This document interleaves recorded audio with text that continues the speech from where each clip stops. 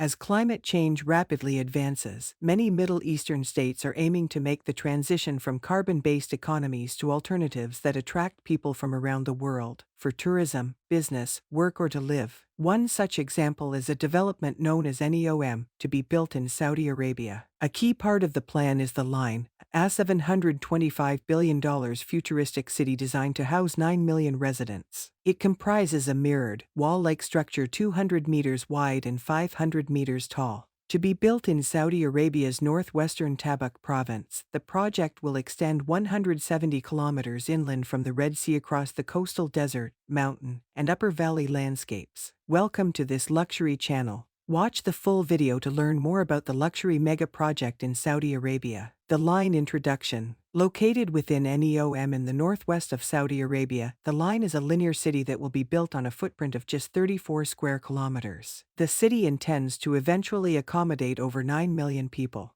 The mirrored facade allows the city to seamlessly blend into the nature around it. With a reduced infrastructure footprint, the Line will have no roads, cars, or emissions, running on 100% renewable energy with 95% of land preserved for nature. The city is built to prioritize health and well-being over transportation and infrastructure. The Line claims to set a new benchmark for sustainable development. Its footprint is just 34 square kilometers, occupying a fraction of Neom's 26,500 square kilometer site. This allows for a lighter touch on the landscape than would normally be expected for a megacity. In addition, the Neom project includes an airport and shipping port, industrial areas, research centers, sports and entertainment venues, and tourism destinations. The Line is touted as a post-carbon eco-city, but the scale of its ambitions raises serious questions about whether the project can deliver on its environmental, economic, and social goals within just a few years. The Line is in the details. At first glance, the project appears environmentally impressive. The urban edge is no more than 100 meters from any point in the city. A high-speed electric public transport service ensures no part of the Line is more than 20 minutes away. Residing in such a gargantuan structure implies a claustrophobic lifestyle.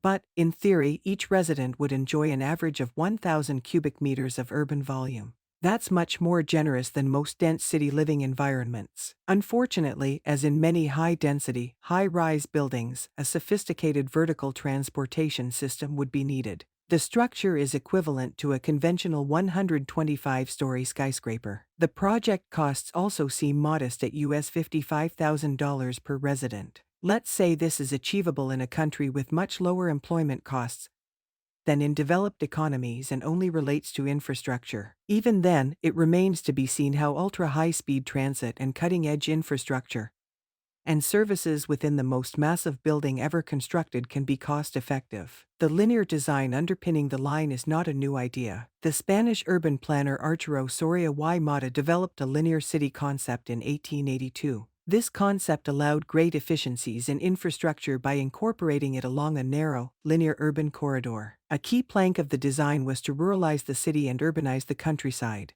The Line echoes this concept. However, one wonders about its impacts on the countryside. How might a continuous 500-meter-high mirrored barrier, reflecting the desert heat and light and cutting across the landscape for 170 kilometers, affect local biodiversity? The Line appears to be oriented along an east-west axis. This may be optimal for solar thermal management but is likely to cast large shadows in the midwinter. Environmental and community impact. The Line aims for zero-emissions living. Energy comes from renewable sources, green hydrogen earns export income, wastewater is recycled, and it features the latest in smart city technologies and mixed-use buildings. Car ownership is eschewed in favor of walking, cycling, and public transport. However, the materials and construction of such an enormous project could be very emissions-intensive. The concept claims no one would be more than 2 minutes from nature. But does this consider the waiting times for a lift? Without careful design, high reliance on vertical transportation may stymie hopes for genuinely walkable or bicycle-friendly precincts. The Line may be developed in modules, but whether these would correspond to neighborhoods is not clear. And will individuals, businesses, and other entities have creative reign over how their designs are expressed, or will all parts of the city look much the same? Independent expression of built form is an intrinsic part of conventional cities, but may not be possible with such as rigid structure as the Line. This raises questions about whether people would warm to it.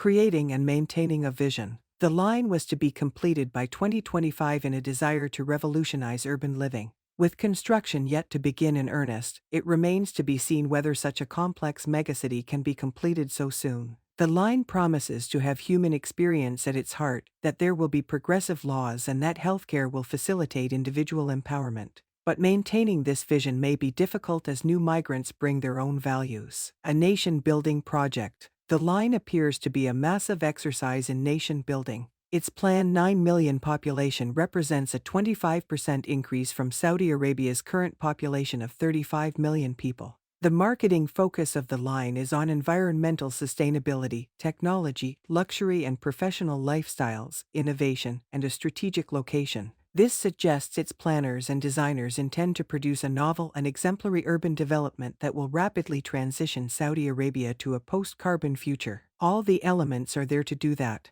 But, from a planning and construction perspective, it will require enormous strength of will, financial heft, and capability. And it remains to be seen how successfully the line will attract the residents it needs to succeed. Subscribe to our channel to keep up with new content. Your support and feedback are much appreciated.